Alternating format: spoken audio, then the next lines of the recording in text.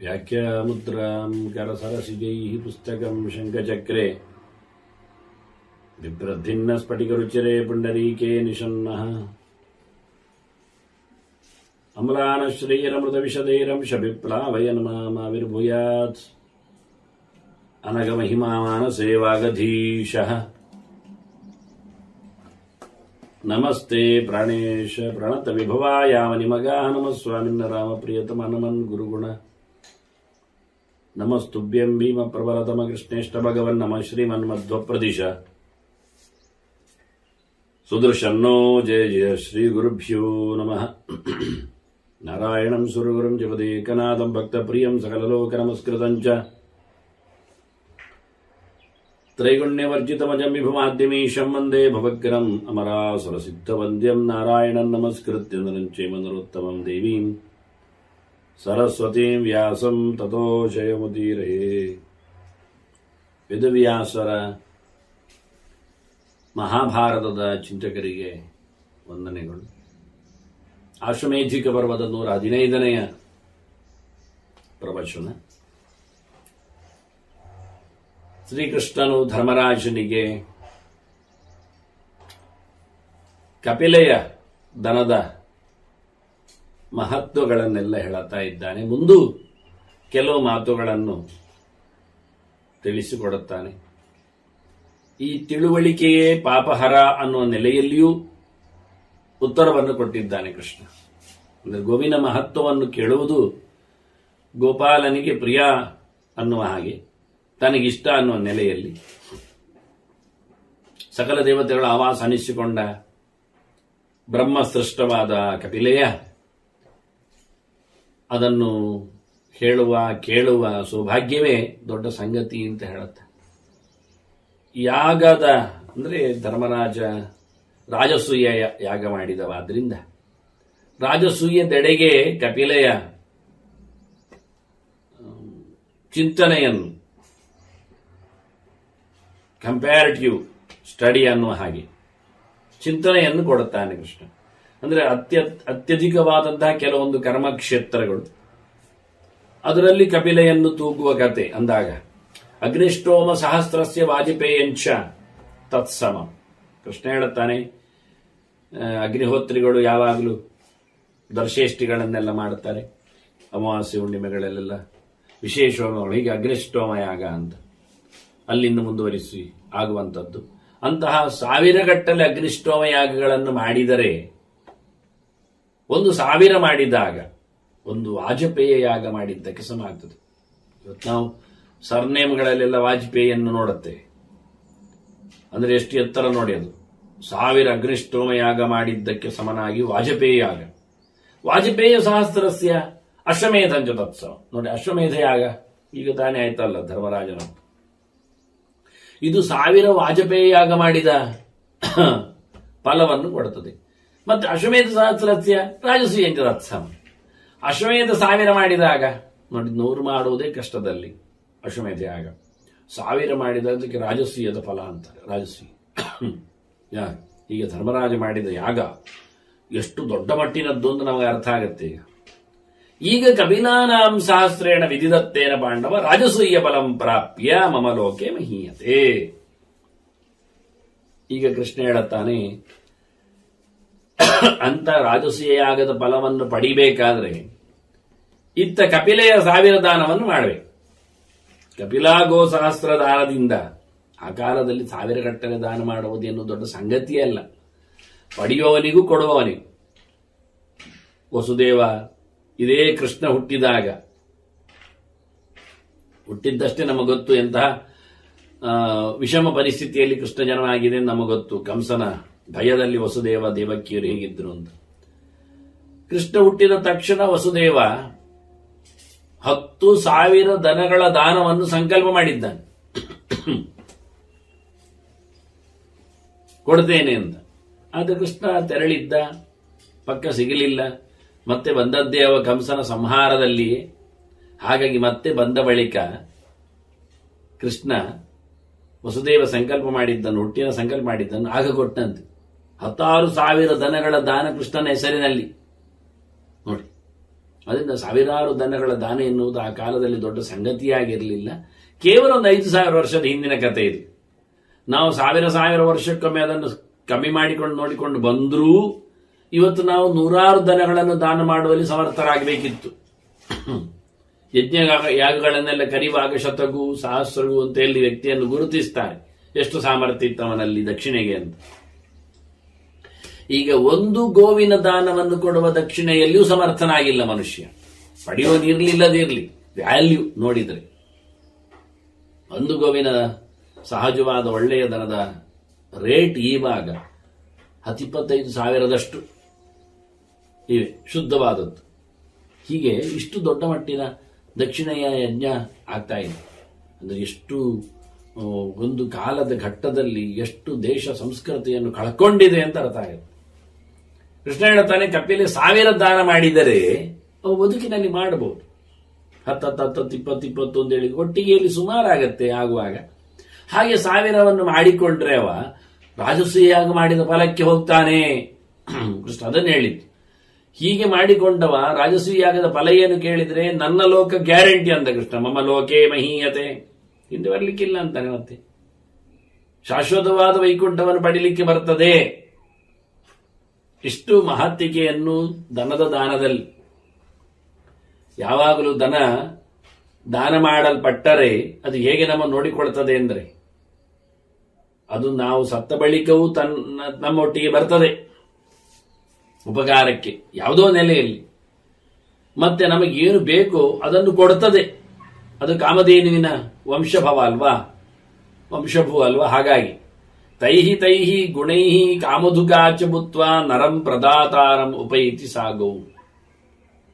ದಾನ ಮಾಡಿದವನೆಡೆಗೆ ಅವನ ಬಯಕೆಗಳನ್ನು ಈಡೇರಿಸಲು ಸಮರ್ಥ ಆಗುವಂತೆ ಅವನಿಗೆ ಸಂಬಂಧಪಟ್ಟಂತಹ ವಿಶೇಷಗಳಿಂದ, ಗುಣಗಳಿಂದ, ಲಕ್ಷಣಗಳಿಂದ, ಫಲಗಳಿಂದ ಆ ದನ ಹಿಂಬಾಲಿಸ್ತದೆ, ಬಂದಿರ್ತದೆ, ಗೊತ್ತಿಲ್ಲ. ಹೀಗಾಗಿ ನಾವು ಎಲ್ಲಿಯೋ ಯಾರಿಗೋ ಕೊಟ್ಟ ದಾನ ಜನ್ಮಾಂತರಗಳಲ್ಲಿ ಎಲ್ಲೋ ಕೊಟ್ಟಿದ್ದರೆ, ಯೋಗ್ಯವಾದ ಪಾತ್ರನೆ ಕೊಟ್ಟಿದ್ದರೆ ಅವರು ನಮ್ಮ ಮನೆಯ ಮಂದಿಗಳಾಗಿ ಬರ್ಬೋದು. ಹೆಂಡತಿ ಮಕ್ಕಳಾಗಿ, ಗಂಡ ಭಗಿನಿಯರಾಗಿ ಎಲ್ಲ ಬಂದಿರ್ಲಿಕ್ಕೆ ಸಾಕು, ಬರಬಾರದು ಅಂತ ಇಲ್ಲ. ಇದನ್ನು ಹೇಳಿಕೊಡುವ ರೀತಿ ತೈತೈಹಿ ಗುಣೈ ಪ್ರದಾತಾರ ಉಪೈತಿ ಗೌಹ ಅಂತಾರೆ. ಸಾ ಗೌಹು, ಆ ದನ ಅವನನ್ನು ಕಾಮದುಗ. ನಾನು ಯಾಕೆ ಹೇಳಿದೆ ಅಂದ್ರೆ ದನವಾಗಿ ಬರಬೇಕು ಅಂತ ಇಲ್ಲ ಅಂತ. ಕಾಮದುಗ ಹೇಳಿದದಕ್ಕೆ ದೈತೈ ಗುಣೈ ಕಾಮದುಗಾಚ ಭೂತ್ವ. ದನವಾಗಿಯೂ ಬರ್ತದೆ, ಬಯಸಿದ್ದನ್ನು ಕೊಡುವಲ್ಲಿ ಸಮರ್ಥವಾಗುವಂತೆಯೂ ಬರ್ತದೆ.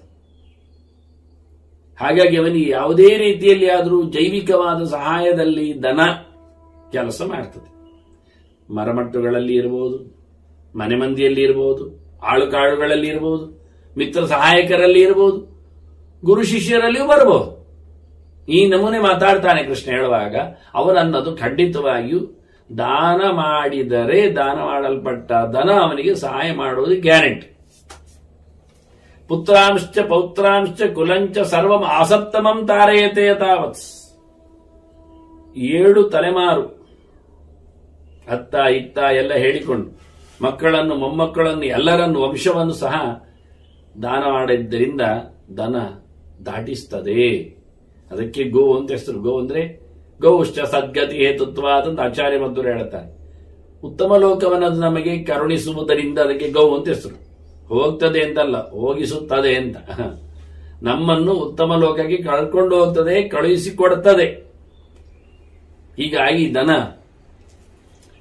ಅದು ಹೇಗೆ ದಾನ ಕೊಡುವ ಮೂಲಕ ನಮಗೆ ಸಹಾಯ ಆಗ್ತದೆ ಅಂದ್ರೆ ಅದಕ್ಕೊಂದು ಪ್ರೋಸೆಸ್ ಹೇಳುತ್ತಾನೆ ಕೃಷ್ಣ. ಯಥೌಷಧಂ ಮಂತ್ರಕೃತಂ ನರಸ್ಯ ಪ್ರಯುಕ್ತ ಮಾತ್ರಂ ವಿನಿಹಂತಿ ರೋಗಾನ್. ಮನುಷ್ಯನಿಗೆ ರೋಗ ಬರ್ತದೆ, ಆ ರೋಗ ಬಂದಾಗ ಆತ ಮದ್ದು ಮಾಡುತ್ತಾನೆ, ಮದ್ದಿನಲ್ಲಿ ರೋಗ ಹೋಗ್ತದೆ ಅಂತ. ಈಗ ಮದ್ದಿನಲ್ಲಿ ಕೆಲವೊಮ್ಮೆ ರೋಗಿಯೇ ಹೋಗ್ತಾನೆ. ಕೃಷ್ಣ ಹೇಳುತ್ತಾನೆ, ರೋಗ ಹೋಗುವ ಮದ್ದುಗಳಿಂದ ಇದ್ದವು, ಆ ಮದ್ದುಗಳಿಂದ ರೋಗ ಹೋಗ್ತಿತ್ತು ಅಂತ. ಅಲ್ಲ, ಎಲ್ಲ ರೋಗ ಹೋಗುವುದಿಲ್ಲಲ್ಲ, ಕೆಲವು ಮದ್ದುಗಳಿಗೆಲ್ಲ ಕೆಲವರಿಗೆಲ್ಲ ಹೋಗುವುದಿಲ್ಲಲ್ವಾ ಕೇಳಿದ್ರೆ. ಅದಕ್ಕೆ ಕೃಷ್ಣ ಹೇಳ್ತಾನೆ ಇಲ್ಲಿ, ಯಥೌಷಧಂ ಮಂತ್ರಕೃತಂ ನರಸ್ಯ ಪ್ರಯುಕ್ತ ಮಾತ್ರಂ ನೀವು ಮದ್ದನ್ನು ಮಂತ್ರದ ಸ್ಪರ್ಶದಲ್ಲಿ ಸ್ವೀಕರಿಸಲಿಕ್ಕಿದೆ ಅಂತ ಹೇಳ್ತಾನೆ. ಇದು ಸೀಕ್ರೆಟ್, ರಹಸ್ಯ, ಪ್ರಯೋಗದ ಕ್ರಮ ಇತ್ತು. ಮದ್ದು ಮಾಡಿದ್ದೇನೆ, ಗುಣ ಆಗಲಿಲ್ಲ, ಉಲ್ಬಣ ಆಗಿದೆ, ಒಂದು ಗುಣ ಆಗಿದೆ, ಮತ್ತೊಂದು ಹುಟ್ಟಿದೆ, ಸೈಡ್ ಎಫೆಕ್ಟ್ ಬೇರೆ ಬಂದಿದೆ, ಹೀಗೆಲ್ಲ ಆಗ್ತದೆ ಅಂತ ಯಾವುದೇ ಮದ್ದಾಗಲಿ ಕೃಷ್ಣ ಹೇಳ್ತಾನೆ ಮದ್ದು ಕೆಲಸ ಮಾಡುವುದಿಲ್ಲ, ಅದು ಗ್ಯಾರಂಟಿ ಅಂತಾನೆ. ಯಾಕೆಂದ್ರೆ ಅದು ಮದ್ದಾದ್ರಿಂದ ಯಾಕೆ ಕೆಲಸ ಮಾಡಬೇಕು, ಅದು ಪೂರ್ತಿ ಅಂತಾನೆ. ಮತ್ತೆ ಮದ್ದಿನ ದೇವತೆ ಅದು ಕೆಲಸ ಮಾಡುವುದಲ್ಲ, ಯಾವುದೇ ಜಡ ಕೆಲಸ ಮಾಡುವುದಿಲ್ಲ.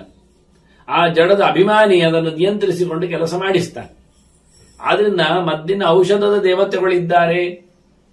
ಸೋಮೋ ಭೂತ್ವ ರಸಾತ್ಮಕ ಪುಷ್ಣಾಮಿ ಚೌಷಧಿ ಸರ್ವಾಹ ಅಂತ ಹೇಳಿ ಕೃಷ್ಣ ಹೇಳುತ್ತಾನೆ. ನಾನು ಚಂದ್ರನೊಳಗಿದ್ದುಕೊಂಡು ಔಷಧಿಗಳನ್ನೆಲ್ಲ ವ್ಯವಸ್ಥೆ ಮಾಡುತ್ತೇನೆ, ಸುಗಮಗೊಳಿಸ್ತೇನೆ ಅಂತ. ಅದರಿಂದ ಚಂದ್ರಮಂಡಲ ಮಧ್ಯವರ್ತಿಯಾದಂತಹ ಧನವಂತರಿ ಮುಖ್ಯವಾಗಿ ಶೀತಾಂಶು ಮಂಡಲಗತಂ ಸ್ಮರತಾತ್ಮ ಸಂಸ್ಥಂ ಅಂತ ಹೇಳಿದ ಹಾಗೆ ಚಂದ್ರೌಘ ಕಾಂತಿ ಅಮೃತಾತ್ಮಕರೇ ಇರ್ಜಗಂತಿ ಸಂಜೀವಯಂತ ಅಮೃತಾತ್ಮಕರೈ ಎಂತ ವಿಚಿತ್ರವಾದಂತಹ ವ್ಯವಸ್ಥೆಯನ್ನು ಹೇಳುತ್ತಾರೆ. ಅಂಡಾಂತರಂ ಬಹಿರವಿ ಪ್ರತಿಭಾಸಯಂತಂ ಹೇಳಿಕೊಂಡ ಹಾಗೆ ಹಂಸ, ಹಯಗ್ರೀವ ಜೊತೆಯಲ್ಲಿ ನಾರಾಯಣ, ಧನ್ವಂತರಿ ಮುಂತಾದ ಅನೇಕ ರೂಪಗಳು ಚಂದ್ರಮಂಡಲ ಮಧ್ಯವರ್ತಿಯಾಗಿವೆ. ಹಾಗಾಗಿ ಮನುಷ್ಯನ ಆರೋಗ್ಯಕ್ಕೆ ಅನುಕೂಲಕರವಾಗಿ ಅಚ್ಯುತಾನಂತ ಗೋವಿಂದ, ವಿಷ್ಣು, ನಾರಾಯಣ, ಅಮೃತ ಇವರೆಲ್ಲರನ್ನು ಸೇರಿಕೊಂಡು ಈ ಕೆಲವು ಮಂತ್ರಗಳ ಚಿಂತನೆಗಳನ್ನು ನಾನು ಈಗಾಗಲೇ ಸುಗುಣಗಳಲ್ಲಿ ಕೊಟ್ಟಿದ್ದೇನೆ.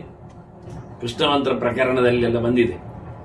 ಕೃಷ್ಣನು ಪ್ರಧಾನವಾಗಿ ಜ್ವರಾದಿಗಳನ್ನು ನಿವೃತ್ತಿಗೊಳಿಸುವಲ್ಲಿ ಪಾತ್ರವಹಿಸಿದ್ದಾನೆ. ಹಾಗಾಗಿ ಅವನು ಹೇಳುತ್ತಾನೆ, ದೇವರ ದಯೆ ಇದ್ದರೆ ಅದನ್ನು ಮಂತ್ರ ಮಾಧ್ಯಮದಲ್ಲಿ ಆತ ಕೇಳಿಕೊಂಡರೆ ಮಾಡಿದ ಮದ್ದು ಕೆಲಸ ಮಾಡುತ್ತದೆ, ಇಲ್ಲ ಅಂದ್ರೆ ಇಲ್ಲ ಅಂತ. ಹಾಗಾಗಿ ಮದ್ದಿನಿಂದ ಸೈಡ್ ಎಫೆಕ್ಟ್ ಆಗುವುದು, ಹೆಚ್ಚು ಕಡಿಮೆ ಆಗುವುದು, ಇನ್ನಷ್ಟು ತೊಂದರೆ ಬರುವುದು, ಇವೆಲ್ಲ ಕಾರಣ ನಾವು ಮಂತ್ರ ದೇವತೆಯನ್ನು ಮರೆತದ್ರಿಂದ, ಮದ್ದು ದೇವತೆಯನ್ನು ಮಾತಾಡಿಸದೇ ಇರೋದ್ರಿಂದ. ಈವನ್ ಸಮುದ್ರ ಮಥನ ಆಗುವಾಗ ನಮಗೊತ್ತು, ಬಂದ ಇರತಕ್ಕ ವಿಷಯವನ್ನು ಎಲ್ಲ ದೇವತೆಗಳು ಕೇಳಿಕೊಂಡು ವಾಯುದೇವರ ಹತ್ತಿರದಲ್ಲಿ ಶಿವಪ್ಪ ಕುಡಿದದ್ದು ನಮಗೊತ್ತುಂಟು. ಆಗ ಪಾರ್ವತಿ ಕೇಳ್ತಾಳೆ ಶಿವನ ಹತ್ರ, ಅದು ವಿಷ ಜೋರುಂಟಲ್ಲ, ನೀವು ಯಾವ ಧೈರ್ಯದಿಂದ ಕುಡಿದದ್ದು ಅಂತ. ಆಗ ಅವನು ಹೇಳುತ್ತಾನೆ, ನಾನು ವಿಷ ಕುಡಿಯುವಾಗ ಗಟ್ಟಿಯಾಗಿ 3 ಮಂತ್ರ ಹೇಳಿದ್ದೇನೆ ಅಂತ. ಎಂತದು ಅವ ಹೇಳೋದು? ಭಾಮೆ ಹತ್ರ ಹೇಳುತ್ತಾನೆ, ಪೀತನ್ ದೇವಿ ಮಯಾ ವಿಷಂ ಇತಿ ನಾಮತ್ರಯೇಣೈವ, ಅಚ್ಯುತ ಅನಂತ ಗೋವಿಂದ ಅಂತ ಹೇಳಿದೆ. ನನಗೆ ಎಂತ ಚ್ಯುತಿಯಾಗಲಿಲ್ಲ, ನನಗೆ ಸಾವು ಬರಲಿಲ್ಲ, ನನಗೆ ಎಚ್ಚರ ತಪ್ಪಲಿಲ್ಲ. ನೋಡಿ, ಇದೆಲ್ಲ ಆಗುವಂಥದ್ದು. ಏನೆಲ್ಲ ಆಗ್ತದೆ ಹೇಳಿದ್ರೆ ಅಂಗವೈಕಲ್ಯ ಬರ್ತದೆ. ಕೆಲವು ಮದ್ದುಗಳು ತಗೊಂಡ್ರೆ ಕಣ್ಣು ಕಾಣದೆ ಹೋಗುವುದು, ಕಿವಿ ಕೇಳದೆ ಹೋಗುವುದು, ಬಾಯಿ ಬಾರದೆ ಹೋಗುವುದು, ಕೈಕಾಲುಗಳು ಬಲ ತಪ್ಪುವುದು ಅಂಗವೈಕಲ್ಯಗಳಿಗೆ ಕಾರಣ ಆಗ್ತದೆ. ಕೆಲವು ಮದ್ದುಗಳು ಏನ್ ಮಾಡ್ತವೆ, ಅಂಗವೈಕಲ್ಯ ಏನು ಮಾಡೋದಿಲ್ಲ, ಗಟ್ಟಿ ಮುಟ್ಟಿ ಇರ್ತದೆ ಅಂಗಗಳೆಲ್ಲ, ಮತ್ತೆ ಸತ್ಯ ಹೋಗಿರ್ತಾನೆ, ರೋಗಿಯೇ ಇಲ್ಲ ಆಗ್ತಾನೆ, ಜೀವವೇ ಹೋಗಿ ಬಿಡ್ತದೆ. ಇನ್ನು ಕೆಲವು ಏನ್ ಮಾಡುತ್ತದೆ ಅಂದ್ರೆ ದೈಹಿಕವಾಗಿ ಪೆಟ್ಟು ಕೊಡುವುದಿಲ್ಲ, ಅಂಗವೈಕಲ್ಯ ಬರುವುದಿಲ್ಲ, ಮತ್ತೆ ಬುದ್ಧಿಮಾಂದ್ಯ ಬರ್ತದೆ, ಮಂಡೆ ಹಾಳಾಗ್ತದೆ, ಸ್ಮೃತಿ ತಪ್ಪುವುದು, ಎಚ್ಚರ ತಪ್ಪುವುದು, ಅನ್ಕಾನ್ಶಿಯಸ್ ಸ್ಟೇಜ್ ಹೋಗ್ತಾನೆ, ಹೀಗೆಲ್ಲ ಉಂಟು. ಇದು 3 ತಪ್ಪಿಸ್ಲಿಕ್ಕೆ ದೇವರ 3 ನಾಮ ಹೇಳಲಿಕ್ಕೆ ಅಚ್ಯುತ ಹೇಳಿದ್ರೆ ಏನು ಸೈಡ್ ಎಫೆಕ್ಟ್ ಇಲ್ಲ, ಏನು ಕಳ್ಕೊಳ್ಳಿಕ್ಕಿಲ್ಲ ಮದ್ದಿನಿಂದಾಗಿ. ಅನಂತ ಹೇಳಿದ್ರೆ ಸಾಯುವುದಂತೂ ಗ್ಯಾರಂಟಿ ಇಲ್ಲ, ಅಂತ ಇಲ್ಲ, ಕೊನೆ ಇಲ್ಲ. ಮತ್ತೆ ಗೋವಿಂದ ಹೇಳಿದ್ರೆ ಎಚ್ಚರ ತಪ್ಪುವುದಿಲ್ಲ. ಮಾನಸಿಕವಾದ ಕಾಯಿಲೆಗೆ, ಬೌದ್ಧಿಕವಾದ ಹೆಚ್ಚು ಕಡಿಮೆಗೆ, ಅಂತರ ಇಂದ್ರಿಯಗಳ ಪೆಟ್ಟು ಆಗುವುದಿಲ್ಲ. ಆದ್ರಿಂದ ಇದು 3 ಮಾತ್ರ. ಈ ಮದ್ದಿನ ಕಥೆಯೂ ಹಾಗೆ ಅಲ್ವಾ, ಒಂದು ಕಷಾಯ ಮಾಡಿ ಕೊಡುತ್ತಾರೆ,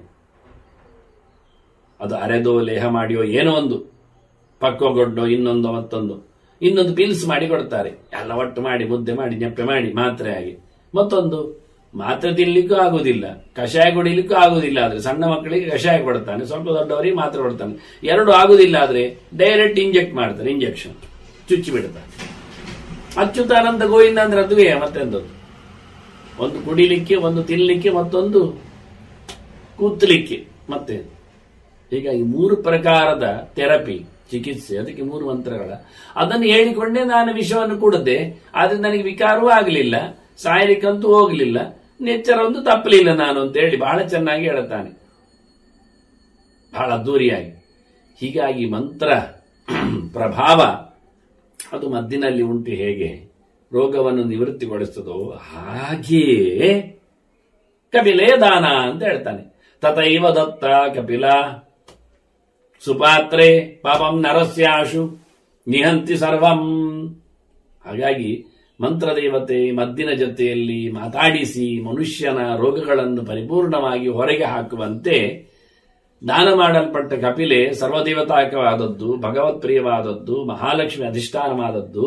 ದಾನದ ನೆಲೆಯಲ್ಲಿ ಮನುಷ್ಯನಲ್ಲಿ ನೆಲೆಗೊಂಡಂತ ಪಾಪವನ್ನು ಕಳಿಸ್ತದೆ, ಕೆಳಗೆ ಹಾಕಿ ಬಿಡುತ್ತದೆ. ಮದ್ದು ತಗೊಂಡ್ರೆ ರೋಗ ಹೋದಾಗೆ ಕಪಿಲಾ ದಾನದಿಂದ ರೋಗವನ್ನು ಪಾಪವನ್ನು ತೆಗಿಲಿಕ್ಕೆ ಬರ್ತದೆ ಅಂತ ತೋರಿಸಿಕೊಟ್ಟ ಕೃಷ್ಣ. ಅದು ಸುಪಾತ್ರೆ ಅಂತಾನೆ ಮಾತ್ರೆ. ಕಪಿಲಾಚ ದತ್ತ ಸುಪಾತ್ರೆ, ದತ್ತ ಕಪಿಲ ಸುಪಾತ್ರೆ. ಯೋಗ್ಯನಿಗೆ ಕೊಡ್ಬೇಕು. ಆ ಯೋಗ್ಯನ ಬಗ್ಗೆ ಮತ್ತೆ ಮುಂದಿನ ಮಾತಲ್ಲಿ ಹೇಳ್ತಾನೆ. ಇಲ್ಲಿ ಏನೆಲ್ಲ ಹೇಳ್ತಾನೆ ಕೃಷ್ಣ ನೋಡುವ. ಹಿಂದೆ ನೋಡಿದ್ದೇವೆ, ಇಲ್ಲ ಅಲ್ಲ. ಆದ್ರೆ ಮದ್ದು ತಗೊಂಡ್ರೆ ಕೆಲಸ ಆಗ್ಲಿಲ್ಲ ಹೇಳಿದ್ದೆ ಯಾಕೆ ಅಂದ್ರೆ ಮದ್ದು ತಗೊಂಡಿದ್ದಾನೆ, ಆದ್ರೆ ಪಥ್ಯ ಮಾಡ್ತಾ ಇಲ್ಲವ, ಆದ್ರಿಂದ ಮದ್ದಿನ ಪ್ರಭಾವ ಎಲ್ಲ ಹೋಗ್ತದೆ. ಅದು ಸರಿ. ಮದ್ದು ಮಾಡಿದ್ದಾನೆ, ದೇವರ ನಂಬುವುದೇ ಇಲ್ಲವ, ಅದು ಸರಿ ಆಗುವುದಿಲ್ಲ ಕೆಲಸ.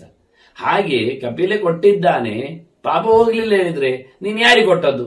ನಾನು ಹುಚ್ಚನಿಗೆ ಕೊಟ್ಟಿದ್ದೇನೆ. ಅವ ಎಂತ ಮಾಡಿದ? ಅವ ಅದನ್ನು ಕೆರೆಗೆ ದುಡಿ ಹೋಗಿದ್ದಾನೆ, ಮತ್ತೆ ಉಪಯೋಗ ಆಗುದಿಲ್ಲ ಅಲ್ವಾ? ಯೋಗ್ಯನಿಗೆ ಕೊಟ್ಟರೆ ಮಾತ್ರ ದಾನ ಕೆಲಸ ಮಾಡ್ತದೆ, ಇಲ್ಲ ಅಂದ್ರೆ ದಾನ ಕೆಲಸ ಮಾಡುವುದಿಲ್ಲ. ದಾನ ಕೊಟ್ಟಿದ್ದೇನೆ, ತ್ಯಾಗ ಮಾಡಿದ್ದೇನೆ, ಬಿಟ್ಟಿದ್ದೇನೆ, ಯಾರು ಬೇಕಾದ್ರೂ ಹೊತ್ಕೊಂಡು ಹೋಗ್ಲಿ ಅಂತ ಅದೆಲ್ಲ ಆಗುದು. ಕಡಿಯವರು ತಗೊಂಡೋಗಿ ಬಿಟ್ರೆ ಕೊನೆಗೆ ಹತ್ಯೆ ಮಾಡಿದ ದೋಷ ಬರುವುದಿಲ್ವಾ? ಹೀಗಾಗಿ ತ್ಯಾಗ ಯೋಗ್ಯನಿಗೆ ತಲುಪಿಸುವಂತಿದ್ರೆ ಮಾತ್ರ ಅಂತ ಹೇಳಿ ಕೃಷ್ಣ ಹೇಳಿ, ಅದು ಹೇಗೆ ಅಂದ್ರೆ ಈ ಹಾವು ಪೊರೆ ಬಿಡ್ತದಲ್ಲ, ಹಾವು ಪೊರೆ ಬಿಡುವಂತೆ ಮನೆಯಲ್ಲಿದ್ದ ಪಾಪಗಳು ನಾಶವಾಗಿ ಹೋಗ್ತಾವೆ ಅಂತ ಹೇಳುತ್ತಾನೆ. ಹೇಗೆ ಈ ಹಾವುಗಳ ರಾಶಿ ಇದ್ರೆ ಒಂದ್ಸರ್ತಿ ಗರುಡ ಹಾರಿ ಬಂದ್ರೆ ಅವೆಲ್ಲ ಹೇಗೆ ಓಡಿ ಹೋಗ್ತಾವೋ, ಅದರಂತೆ ಮನುಷ್ಯನಿರತಕ್ಕಂಥ ಮದ್ದಿನ ಪ್ರಭಾವದಲ್ಲಿ ರೋಗ ಓಡಿ ಹೋಗುವಂತೆ ಮನುಷ್ಯನಲ್ಲಿ ಇರತಕ್ಕಂಥ ಪಾಪಗಳು ನಾಶ ಆಗಿ ಬಿಡುತ್ತಾವೆ ಅಂತ ಹೇಳ್ತಾನೆ ಗಾಳಚಂದ್ರ. ದೀಪ ಹೊತ್ತಿಸಿದರೆ ಕೋಣೆಯ ತುಂಬಾ ಬೆಳಕಾಗತ್ತಲ್ಲ, ಬೆಳಕಾಗುತ್ತೆ ಅಂದ್ರೆ ಕತ್ತಲೆಲ್ಲ ಓಡಿ ಹೋಗುತ್ತಲ್ಲ, ದೀಪ ಹಾಕಿದ್ದಲ್ಲಿ ಕತ್ತಲು ಹೋಗುವಂತೆ ಕಪಿಲೆಯ ದಾನದ ಪ್ರಭಾವದಿಂದ ಇವನ ಬೆಳಕು ಬಾಳಿನಲ್ಲಿ ಬೆಳಕಾಗ್ತದೆ, ಕತ್ತಲಿನ ನರಕದ ಅನರ್ಥದಿಂದ ಇವ ಪಾರಾಗ್ತಾನೆ. ಹೀಗೆ ಅನೇಕ ದೃಷ್ಟಾಂತಗಳಿಂದ ಕೃಷ್ಣ ಕಪಿಲೆಯ ದಾನದ ಮಹತ್ವವನ್ನು ಹೇಳಿದ. ಪಾತ್ರದ ಬಗ್ಗೆ ಹೇಳುವಾಗ ಮತ್ತಷ್ಟು ಕೊನೆಯಲ್ಲಿ ಸಂಗ್ರಹ ಮಾಡಿ ಹೇಳುತ್ತಾನೆ. ಕೃಷ್ಣನ ಇಷ್ಟ ಆಗುವ ವಿಷಯ ಸೊತ್ತಿಗಿಂತ ಅದನ್ನು ದಾಟಿಸುವ ವ್ಯಕ್ತಿ ಪಾತ್ರ. ಯಸ್ಯಾಹಿತಾಗ್ನೇ ಅತಿಥಿ ಪ್ರಿಯಸ್ಯ ಶ್ರುದ್ರಾನ್ನ ದೂರಸ್ಯ ಜಿತೇಂದ್ರಿಯಸ್ಯ ಸತ್ಯವ್ರತಸ್ಯ ಅಧ್ಯಯನ ಅನ್ವಿತಸ್ಯ ದತ್ತಾ ಹಿ ಗೌಹು ತಾರಯತೆ ಪರತ್ರ. ದಾನ ಮಾಡಿದರೆ ನರಕಾದ್ಯನರ್ಥಗಳಿಂದ ಪಾರಾಗುವುದು, ಸದ್ಗತಿಯನ್ನು ಪಡೆಯುವುದು, ಪರಲೋಕದಲ್ಲಿ ಆನಂದವನ್ನು, ದೇವರ ಸ್ಥಾನವನ್ನು ಸಂಪಾದನೆ ಮಾಡುವುದು ಹೇಗೆ, ಯಾರಿಗೆ ಕೊಟ್ಟಾಗ ಕೇಳಿದರೆ ಯೋಗ್ಯನಾದ ವ್ಯಕ್ತಿಗೆ ಸಿಕ್ಕಿದಾಗ. ಆ ಯೋಗ್ಯತೆ ಹೇಗಿರುತ್ತದೆ ವ್ಯಕ್ತಿದ್ದು ಅಂತ ಹೇಳಿದ್ರೆ ಒಂದು 5-6 ಅಂಶಗಳಲ್ಲಿ ಗುರುತಿಸ್ತಾನೆ. ಹಿಂದೆ ಹೇಳಿದ ಆರಾಧನೆ ಪದ್ಧತಿಗಳನ್ನೆಲ್ಲ ತೋರಿಸಿಕೊಡುವಂತೆ ಮುಖ್ಯವಾಗಿ ಯಸ್ಯಾಯಿತಾಗ್ರೇ ಅಂತಾರೆ. ಮನೆಯಲ್ಲಿ ಇಲ್ಲಿ ಕೃಷ್ಣ ಹೇಳುವಾಗ ದಾನಕ್ಕೆ ಯೋಗ್ಯ ಯಾರು ಹೇಳುವಾಗ ಕಳೆದ ಬಾರಿ ಹಿಂದೆಲ್ಲ ಹೇಳಿದಾಗೆ ದರಿದ್ರಾಯ ಬಹುಶ್ರುತಾಯ ಬಹುಭತ್ಯಾಯ ಹೇಳಿದಾಗೆ ತುಂಬ ಮಕ್ಕಳಿರಬೇಕು, ಬಡತನ ಇದ್ದಿರಬೇಕು, ಅವನಿಗೆ ಸೊತ್ತು ಬೇಕಾಗಿರಬೇಕು, ಇಲ್ಲೆಲ್ಲ ಹೇಳಿದ್ದಾನಲ್ಲ. ಅದು ಯಾಕೆ ಮದುವೆ ಆಗದವರಿಗೆ ಕೊಟ್ರೆ ಏನು? ಮದುವೆ ಆಗದವರಿಗೆ ಕೊಟ್ರೆ ಅವನಿಗೆ ಆ ಧನವನ್ನು ನೋಡಿಕೊಳ್ಳೋರು ಯಾರಲ್ವಾ, ಅದರ ಆರೈಕೆ ಮಾಡಲಿಕ್ಕೆ. ಮದುವೆ ಆದವಳಾದ್ರೆ ಇರ್ತಾಳೆ, ಅವಳು ದನದ ಆರೈಕೆ ಮಾಡ್ತಾಳೆ. ದನಕ್ಕೂ ಹೆಂಗಸರು ಇಷ್ಟ, ಅದು ಹೆಣ್ಣಾದ್ರಿಂದ ಆರೈಕೆಗೆ ಯೋಗ್ಯವಾಗ್ತದೆ. ಅದನ್ನು ತಿಕ್ಕಿ ತೊಳೆದು ಮೀಯಿಸ್ಲಿಕ್ಕೆಲ್ಲ, ದನ ಹಾಲು ಕರಿಲಿಕ್ಕೆಲ್ಲ. ಆದ್ರಿಂದ ಕೃಷ್ಣ ಅದನ್ನು ಎತ್ತಿಕೊಂಡ. ಕೃಷ್ಣ ದಾನದ ಪ್ರಕರಣದಲ್ಲಿ ಯಾರು ಆಗುವುದಿಲ್ಲ ಹೇಳ್ತಾನೆ ಹೇಳುವಾಗ ಯಸ್ಯಾಯಿತಾಗ್ನೇ ಅಂದ. ಯಾರು ಅಗ್ನ್ಯಾಧಾನ ಮಾಡಿಕೊಂಡಿದ್ದಾರೆ, ಅಗ್ನಿ ತಂದಿದ್ದಾರೆ, ಅದಕ್ಕೆ ನಮಸ್ಕಾರ ಮಾಡುತ್ತಾರೆ, ಪ್ರತಿನಿತ್ಯ ಮನೆಯಲ್ಲಿ ಅಗ್ನಿಹೋತ್ರ ನಡೆಸಿಕೊಡ್ತಾರೆ, ಅಂತವರಿಗೆ ಹಾಲು ಬೇಕು, ತುಪ್ಪ ಬೇಕು, ಅವರಿಗೆ ದನ ಬೇಕು. ಆದ್ರಿಂದ ನಿತ್ಯ ಯಜ್ಞ ಮಾಡುವವನಿಗೆ ಅಗ್ನಿಮುಖದಲ್ಲಿ ಆರಾಧನೆ ಮಾಡುವವನಿಗೆ ಸಹಯಜ್ಞ ಪ್ರಜಾಸೃಷ್ಟ ಹೇಳಿದಾಗೆ ದೇವತೆಗಳ ಹೋಮ ಹವನಗಳಿದು. ಮುಖ್ಯವಾಗಿ ನಮ್ಮ ಒಳಗೆ ಕೂತಿರತಕ್ಕ ದೇವತೆಗಳನ್ನು ಸಂತೋಷಪಡಿಸುವ ವಿಧಾನ ಅಗ್ನಿಹೋತ್ರದ ಕ್ರಮ. ಆದ್ರಿಂದ ಅಗ್ನಿ ಮಾಧ್ಯಮದಲ್ಲಿ ಯಜ್ಞ ಮಾಡುವವನಿಗೆ ಕೊಡು. ಅವನಿಗೆ ತುಪ್ಪ ಬೇಕು, ಅದಕ್ಕೆ ಹಾಲು ಬೇಕು, ಅದಕ್ಕೆ ದನ ಬೇಕು ಅವನಿಗೆ. ಹೀಗೆ ಬಹಳ ಚಂದವಾಗಿ ಆ ಅಗ್ನಿಯನ್ನು ಉಳಿಸಿಕೊಳ್ಳಿಕ್ಕೋಸ್ಕರ ಅವನಿಗೆ ಬೆರಣಿ ಬೇಕು. ಒಣಗಿದ ಸೆಗಣಿ ಅದು ಚಂದ ಮಾಡಿ ಬೆಂಕಿಯನ್ನು ಇಟ್ಟುಕೊಳ್ಳುತ್ತದೆ. ಗಂಟೆಗಟ್ಟಲೆ ಎಲ್ಲ ಒಳಗೆ ಇರ್ತದೆ. ಮತ್ತು ಸ್ವಲ್ಪ ಗಾಳಿ ಹಾಕಿ ಬಿಟ್ರೆ ಯಾವುದಕ್ಕಾದ್ರೂ ಅದನ್ನು ಹಾಕಿದ್ರೆ ಆ ಸೆಗಣಿ ತುಂಡನ್ನು ಬೆಂಕಿ ಹಿಡಿದ ಬೆರಣಿ, ಅದು ಬೆರಣಿ ಅಂತ ಕರಿತೇವೆ ನಾವು. ತಟ್ಟಿದ ಸೆಗಣಿಯನ್ನು ಬೆರಣಿ ಅಂತ ಒಣಗಿದ್ದು ಅದನ್ನು ತುಂಡು ಹಾಕಿಬಿಟ್ರೆ ಚಂದ ಮಾಡಿ ಮತ್ತೆ ಇನ್ನೊಂದಕ್ಕೆ ಇಟ್ಕೊಳ್ತದೆ. ಅದನ್ನು ಉಳಿಸಿಕೊಳ್ಳುವ ವಿಧಾನ. ಅದನ್ನು ಮತ್ತೆ ಮೇಲೆ ಗಾಳಿಗೆ ಬಿಡಬಾರದು. ಅದನ್ನು ಅದು ನೆಲದಲ್ಲಿ ಹೊಂಡ ಮಾಡಿಡ್ತಾರೆ. ಅಂದ್ರೆ ಕುಂಡದಲ್ಲಿ ಅಗ್ನಿ ಇರಬೇಕು ಹೇಳಿದ್ರೆ ಭೂಮಿ ಸ್ಪರ್ಶ ಬೆಂಕಿ ಆಗಬಾರದು. ಬೆಂಕಿ ಬೈತಾಳೆ, ನೆಲ ಬೈತಾಳೆ, ಪೃಥ್ವಿ ದೇವತೆ ಅವಳ ಮೈ ಮೇಲೆ ಬೆಂಕಿ ಆಗಿದ್ದಾಗ ಅದಕ್ಕೆ ಏನ್ ಮಾಡೋದು, ಹೊಂಡ ಮಾಡಿ ಹಾಕು. ಅದನ್ನ ಸಣ್ಣ ಹೊಂಡ ಮಾಡಿ ಅಂಗಳದಲ್ಲಿ ಚಾವಡಿಯಲ್ಲಿ ಅದನ್ನು ಮಾಡಿಕೊಡ್ತಾರೆ ಅಗ್ನಿಹೋತ್ರಿಗಳ ಮನೆಯಲ್ಲಿ, ಮಾಮೂಲಿ ಅದು. ಅದರೊಳಗೆ ಆಹುತಿಯ ಯಜ್ಞದ ಬೆಂಕಿಯನ್ನು ಇಡುವುದು, ಅದರ ಮೇಲೆ ಅದರ ಅಡಿಯಲ್ಲಿ ಒಂದು ತುಂಡು ಹಾಕೊಳ್ಳೋದು ಬೆರಣಿ, ಅದ್ರ ಮೇಲೆ ಬೆಂಕಿ ಇಡುದು, ಅದ್ರ ಮೇಲೆ ಒಂದು ಬೆರಣಿ ಹಾಕಿ ಬಿಡುದು. ಆ ಬೆರಣಿ ಮೇಲೆ ಮತ್ತೊಂದು ಬೆರಣಿ ಮೇಲೆ ಹಾಕ್ಲಿಕ್ಕೆ ಮತ್ತೆ 1-2-3 ಗಂಟೆ ನಂತರ ರಾತ್ರಿ ಮಲಗುವಾಗ ಒಂದು ಹಾಕಿಬಿಟ್ರೆ ಬರುದಿನ ಬೆಳಿಗ್ಗೆ ಎದ್ದಾಗದು ಒಳ್ಳೆ ಚಂದ ಮಾಡಿ ಎಲ್ಲ ಬೂದಿಯಾಗಿರ್ತದೆ ನೋಡುವಾಗ, ಮುಟ್ಟಿದಾಗ. ಆದ್ರೆ ಇಡೀ ಬೂದಿಯ ತುಂಡೇ ಬೆಂಕಿಯ ತುಂಡಾಗಿರ್ತದೆ ಆಗ ಇಡೀ. ಅದನ್ನೆತ್ತಿ ಇನ್ನೊಂದು ಕಾಯಿ ಸಿಪ್ಪೆಗೆ ಹಾಕಿಬಿಟ್ರೆ ಮುಗಿದೋಯ್ತು, ಅಷ್ಟೇ. ಬೆಂಕಿ ಮುಂದುವರಿತದೆ. ನಾನು ನೋಡಿದ ಕಥೆ ಇದು, ನಾನು ನೋಡಿದ್ದೇನೆ, ಅದಕ್ಕೆ ಹೇಳ್ತಾ ಇದ್ದೇನೆ. ಹೇಗಿತ್ತು ಅಗ್ನಿಹೋತ್ರಿಗಳ ಮನೆಯಲ್ಲಿ ಬೆಂಕಿಯನ್ನು ಹೇಗೆ ಕಾಪಾಡ್ತಿದ್ರು ಒಂದು ಎಳ್ಳೆಯಲ್ಲಿ ಅದನ್ನೆಲ್ಲ ನೋಡಿಕೊಂಡವ. ಹಾಗೆ ಅಗ್ನಿಹೋತ್ರಿಗಳ ಪ್ರೋಸೆಸ್ಗಳನ್ನು, ಒಂದು ಅಗ್ನಿಯಿಂದ ಇನ್ನೊಂದು ಅಗ್ನಿ ತರುವ ರೀತಿಗಳು, ಆ 3 ಕುಂಡಗಳ ಲಕ್ಷಣ. ಕಳೆದ ಬಾರಿ ನಾನು ನಿಮಗೆ ಅಗ್ನಿಹೋತ್ರಿಗಳ ಬಗ್ಗೆ ಮಾತಾಡಿದ್ದೆ. ಮಾತಾಡಲಿಕ್ಕೆ ಕಾರಣವೇ ನಾನು ಪ್ರತ್ಯಕ್ಷವಾಗಿ ನೋಡಿದ್ದರಿಂದ ಮಾತಾಡಿದೆ. ಕೇಳಿಕೊಂಡು ಓದಿಕೊಂಡು ಹೇಳಿದ್ದಲ್ಲ, ನೋಡಿಕೊಂಡು ತಿಳಿದುಕೊಂಡೇ ಅದರ ಬಗ್ಗೆ, ಅಗ್ನಿಹೋತ್ರದ ಬಗ್ಗೆ 1-2 ಎಪಿಸೋಡ್ ಹಿಂದೆ ಅದನ್ನು ಮಾತಾಡಿದ್ದೆ ನಾನು. ಹಾಗೆ ಅಗ್ನಿಹೋತ್ರಿಗೆ ಕೊಡಿ ಧನದಾನ ಅಂತ ಹೇಳ್ತಾನೆ. ಮತ್ತೆ ಅವನು ಕೂತು ತಿನ್ನುವನಾಗಬಾರದು, ಅತಿಥಿ ಪ್ರಿಯಸ್ಯ ಅಂತಾನೆ. ಅವನು 10 ಜನರಿಗೆ ಊಟ ಹಾಕುವಾಗಿರಬೇಕು. ಆ ದನದ ಹಾಲು ಜನರಿಗೆ ಸಿಗಬೇಕು. ಶ್ರೋತ್ರಿಯೇಭ್ಯ ಸಗರದತ್ವ ಸರ್ವಪಾಪೈ ಪ್ರಮುಚ್ಯತೆ ಎಂದು ಕೃಷ್ಣ ಮುಂದೆ ಹೇಳುತ್ತಾನೆ. ಅದನ್ನು ಬಂದವರಿಗೆ ಕೊಟ್ರೆ, ಹಾಲು ತುಪ್ಪ ಮೊಸರು ಅದರದ್ದು ಇನ್ನೊಬ್ಬರಿಗೆ ಕೊಟ್ರೆ ಭಾರಿ ವಿಶೇಷ ಅಂತ, ಎಲ್ಲ ಪಾಪ ನಿವೃತ್ತಿ ಆಗ್ತದೆ. ಅಂದ್ರೆ ತನಗೋಸ್ಕರ ಇಟ್ಟುಕೊಂಡು ತಿಂದದ್ದಲ್ಲ, ಬಂದವರಿಗೂ ಕೊಡ್ತಾ ಇದ್ದೇನೆ. ಅತಿಥಿಗಳಿಗೆ ಊಟ ಹಾಕುವವನಿಗೆ ದಾನ ಹಾಕು ಮಾರಾಯ, ಯಾಕೆಂದ್ರೆ ಅವರ ಕೈಯಲ್ಲಿ ಕಾಯಿ ಆಗಿರ್ತದೆ ಅಂತ. ತಾನು ಮಾತ್ರ ಕೂತು ತಿನ್ನುವವನಿಗೆ ದಾನ ಕೊಟ್ಟು ಏನು ಪ್ರಯೋಜನ, ಅವನು ತಿಂದ ಅಷ್ಟೇ. ಉಳಿದವರಿಗೆ ತಿನ್ಲಿಕ್ಕೆ ಕೊಡ್ತಾನೋ, ಹಾಗಾದ್ರೆ ದಾನ ಮಾಡಿ. ಅತಿಥಿ ಪ್ರಿಯಸ್ಯ, ಇದರಿಂದ ನೃಯಜ್ಞವನ್ನು ಹೇಳಿದ, ದೇವಯಜ್ಞ ಆಯಿತು. ಈಗ ಮನುಷ್ಯ ಯಜ್ಞವನ್ನು ಹೇಳಿಕೊಟ್ಟಾಗ ಆಯ್ತು. 2 ಯಜ್ಞಗಳನ್ನು ಆರಾಧನೆ ಪದ್ಧತಿಯಲ್ಲಿ 2 ಮಾಡಿದವನು ಅಂತ ಅರ್ಥ ಆಯ್ತು. ಇನ್ನು ಮತ್ತೆ ಹೇಳ್ತಾನೆ, ಶೂದ್ರಾನ್ನ ದೂರಸ್ಯ ಜಿತೇಂದ್ರಿಯಸ್ಯ ಅಂತಾನೆ. ತಾನು ಇನ್ನೊಬ್ಬರಿಗೆ ಊಟ ಹಾಕಬೇಕು, ಮತ್ತೆ ತಾನು ಇನ್ನೊಬ್ಬರ ಮನೆಗೆ ಊಟಕ್ಕೆ ಹೋಗಬಾರದು. ಇದು ವಿಷಯ. ತಾನು ಅತಿಥಿ ಆಗಬಾರದು, ಅತಿಥಿ ಪ್ರಿಯನಾಗಬೇಕು. ಪ್ರಿಯಾತಿಥಿ ಅಲ್ಲ, ಬಟ್ ಅತಿಥಿ ಪ್ರಿಯ.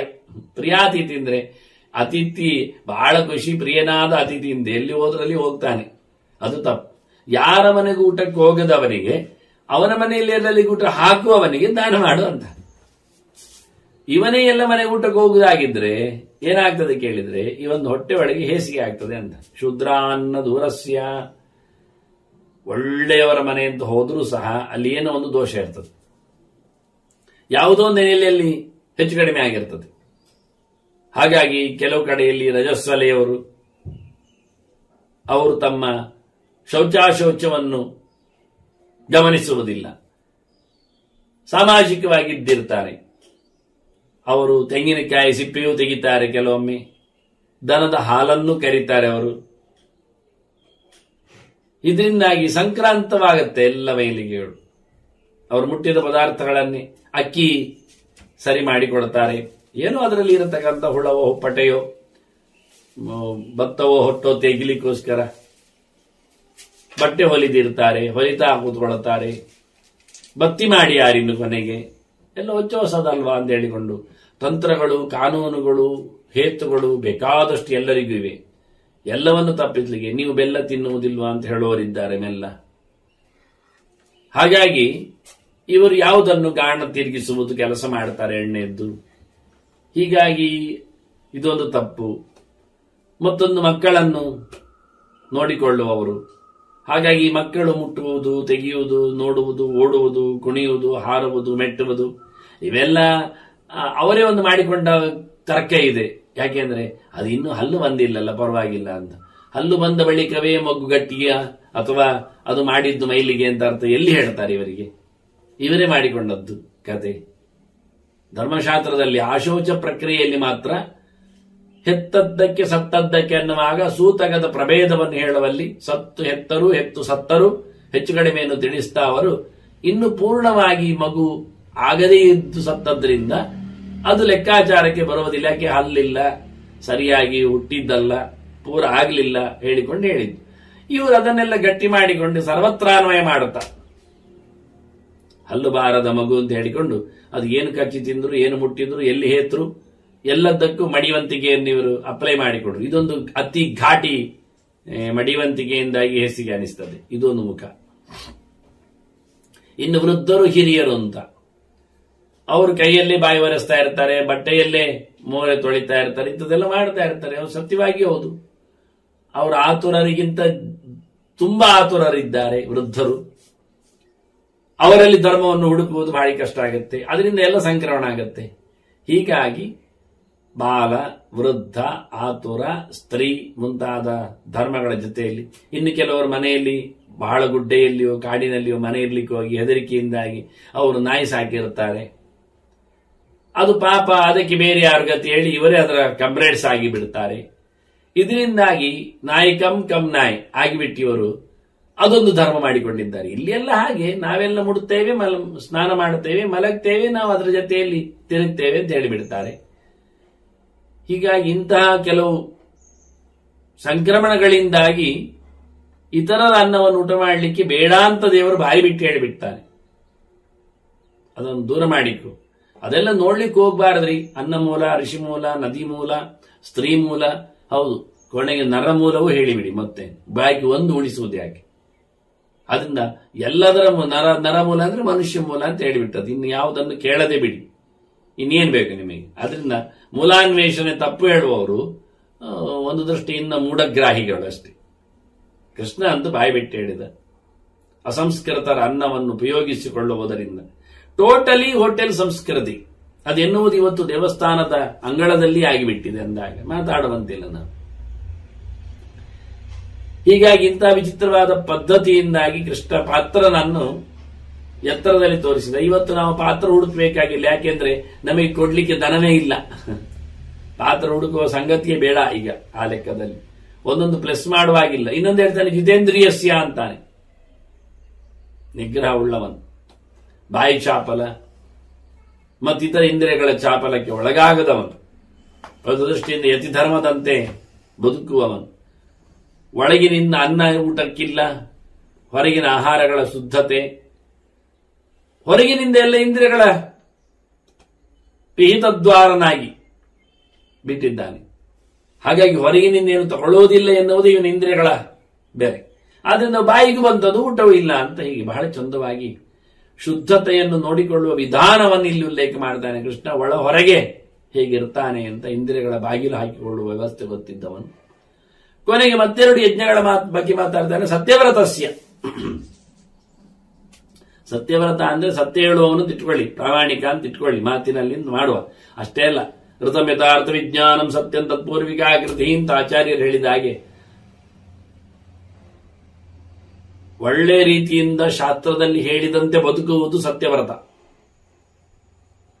ಭಗವಂತನ ಹಿತವಾಗುವಂತೆ ತನ್ನ ಧರ್ಮವನ್ನು ಅವಲಂಬಿಸಿರುವುದು ಅದು ಸತ್ಯವ್ರತ.